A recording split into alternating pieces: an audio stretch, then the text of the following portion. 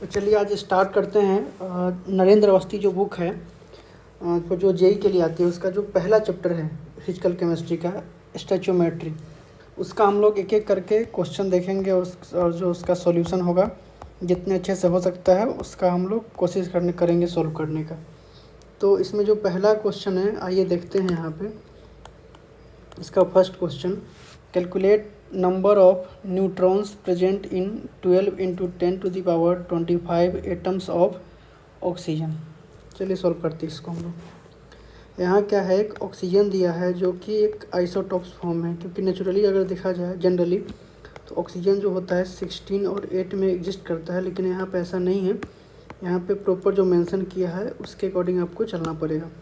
तो अगर आप देखेंगे, अगर इसका एक एटम लेंगे ऑक्सीजन का तो उसमें न्यूट्रॉन्स कितने होंगे, तो आप लिख सकते हैं यहाँ पे number of neutrons in 1 atom of oxygen.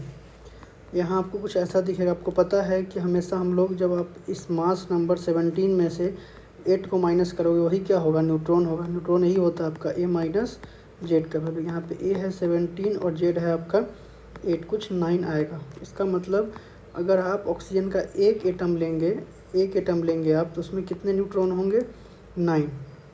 लेकिन इसने कितना एटम्स लिया है आप देख सकते हो यहाँ पे कितना है, 12 इंटू 10⁻25 एटम्स। तो एक काम करते हैं, ऐसा लिख सकते हैं हम लोग यहाँ पे number of neutrons in 12 into 10⁻25 atoms of oxygen. तो यहाँ देखेंगे, आपको पता है अगर एक एटम में 9 न्यूट्रॉन है तो दिस नंबर ऑफ एटम्स में आपको अगर निकालने का है तो मल्टीप्लाई करना पड़ेगा। 12 इंटू 10⁻25 इंटू 9, जो कुछ इस प्रकार का आएगा। 12 इंटू 9 करेंगे आप तो ये 108 इंटू 10⁻25 आएगा।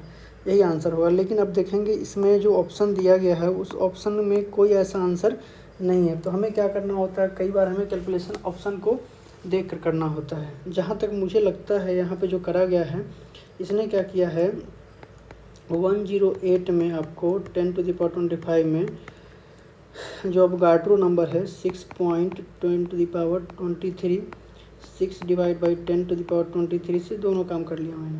और यहाँ पे जो ये वैल्यू है इसको यहाँ रहने देने का है, और इसमें इसके साथ आपको दिखाता हूँ।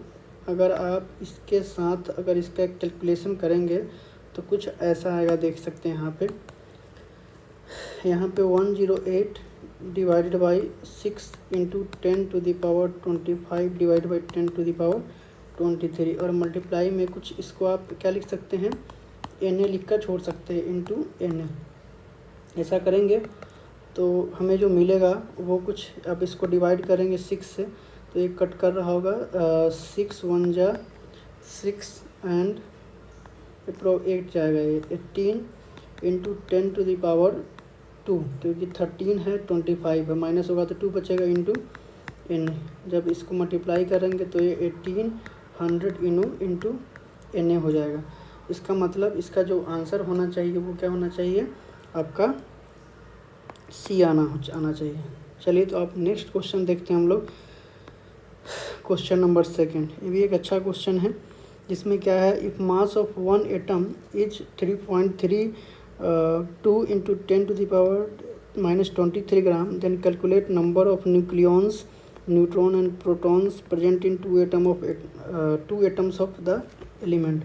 सबसे पहले आपको पता होना चाहिए न्यूक्लियॉन्स हम लोग किसको बोलते हैं। सिंपल बोले तो न्यूक्लियॉन्स होता है जब आप न्यूट्रॉन प्लस प्रोटॉन करते हैं तो क्या रहता है, न्यूक्लियॉन। यही इसी को हम लोग मास नंबर भी कहते हैं, मास नंबर। ऐसे देखा जाए तो जो एटॉमिक मास है और मास नंबर दोनों डिफरेंट है, लेकिन जब कैलकुलेशन करने का समय आता है तो हम लोग एटॉमिक मास नंबर एक ही ले रहे होते हैं। फिर भी ये एक नंबर है, ये आपका बोल नहीं सकते आपकी दोनों सेम है आपका, ठीक है। कैलकुलेशन में बट हमें सेम ही लेना होता है। तो आप समझ सकते हैं जो न्यूक्लियॉन्स बोला है वो सिंपल आपसे क्या पूछ रहा है, मास नंबर पूछ रहा है या फिर आपसे एटॉमिक मास पूछ रहा है। अगर आप एटॉमिक मास निकाल देंगे तो आपका नंबर ऑफ न्यूक्लियॉन्स भी फाइंड आउट हो जाएगा। तो चलिए देखते हैं यहाँ पे जो लिखा है, मास ऑफ 1 एटम और मास ऑफ 1 एटम। एक काम करो, जो एलिमेंट यहाँ लिया गया है ना तुम कुछ काम करो, कोई एक्स सपोज कर लो, ऐसा कोई एलिमेंट एक्स है जो हमें पता नहीं। मैंने बोला mass of one atom x is कितना है 3.32 इंटू 10⁻⁻23 कुछ इस प्रकार का आपका मास है। देखिए हम लोग जानते हैं जब भी यहाँ पे यूज़ करता है वन एटम, हम लोग पहले से पढ़ते आ रहे हैं कि अगर कोई भी चीज़ मास ऑफ अगर हमें वन एटम का बात करना हो तो एक्चुअली वो यूनिट किस में डिफाइंड होता है, एएमयू में होता है। और एएमयू को अगर आपको ग्राम में चेंज करना हो, आपको पता है 1 एएमयू में कुछ इस प्रकार का वैल्यू आता है 1.6 इंटू 10⁻⁻23 ग्राम, या फिर आप ऐसे लिख सकते हो 1/n ग्राम, दोनों सेम बात है। 1 एमयू में इतना ग्राम होता है। कुछ कन्वर्जन का ये पार्ट है आपका, जैसे कि होता है ना 1 kg में 1000 ग्राम, कुछ ऐसा ही 1 एटॉमिक मास यूनिट में आपका इतना ग्राम होता है। तो इसने जो वैल्यू दिया है ना, आप एक काम करो ऐसे इक्वेट कर दो, क्योंकि हम जानते हैं मास ऑफ वन एटम का बात करोगे, कोई एलिमेंट एक्स है तो कुछ इसका वैल्यू क्या आएगा, x AMU equal to 3.3 into 10⁻⁻23 gram, कुछ ऐसा आएगा। एक्स यहाँ पे क्या है आपका एटॉमिक मास है, एक्स को सपोज कर लिया कि जो एक्स एलिमेंट था ना उसका मास भी क्या है, एटॉमिक मास उसका एक्स मान लिया हमने। तो यहाँ से जो एक्स आएगा वो कुछ कितना आएगा 3.32 इंटू 10⁻⁻23 ग्राम डिवाइडेड बाई जो AMU है ना, 1 एम की जगह आप जो नीचे लाओगे यहाँ पे 1 AMU, जब पुट करना होगा वैल्यू कितना पुट करोगे ग्राम में आप, क्योंकि हमें यूनिट कन्वर्ट करना पड़ेगा।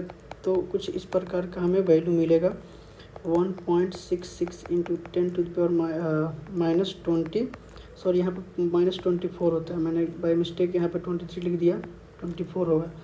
तो अगर आप इसको डिवाइड करोगे तो मुझे लगता है 2 से कट रहा होगा, 2 इंटू और ये जो है -24 -23, अगर ऊपर जाएगा तो ये 10 आएगा, ये आपका 20 आ गया। इसका मतलब कोई भी अगर एटम जो लेते हो, यहाँ पे जो लिखा गया है 1 एटम, इसका जो एटॉमिक मास आएगा, एटॉमिक मास ऑफ एक्स कितना आ गया आपका 20 आ गया। लेकिन ये तो 1 एटम के लिए हुआ ना आपका, लेकिन इसने जो क्वेश्चन बोला क्या बोला है कि 2 एटम में कितने न्यूक्लियॉन्स होंगे, मतलब कितने मास आएंगे 2 एटम का। तो बोल सकते हो कि मास ऑफ 2 एटम कितना हो जाएगा, एक एटम का मास 20 है तो 2 कितना होगा, 2 इंटू 20 कितना आ जाएगा आपका 40 आ जाएगा। तो आंसर कुछ क्या हो जाएगा इसका, ये हो जाएगा। चलो आप देखते हैं नेक्स्ट क्वेश्चन हम लोग। नेक्स्ट में क्या है 3 नंबर में, calculate number of electrons present in 9.5 gram of PO4-3। ठीक है, कुछ आपका इस तरह का रेडिकल दिया है या आयंस है, इसका मास कितना दिया है 9.5 ग्राम। इसका हमें बताना है कि नंबर ऑफ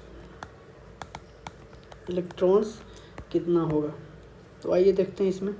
देखो इससे क्वेश्चन को करने के सब तरीका है। सबसे पहले आप क्या करो, जो भी आपका यहाँ पे मोलिक्यूल आयंस या कुछ भी कंपाउंड दिया हो, उसका पहले आप पता कर लो कि इसके एक मोलिक्यूल लोगे या फिर इसका एक आयन लोगे तो इसमें कितने इलेक्ट्रॉन्स होंगे। तो सबसे पहले देखते हैं नंबर ऑफ इलेक्ट्रॉन्स इन 1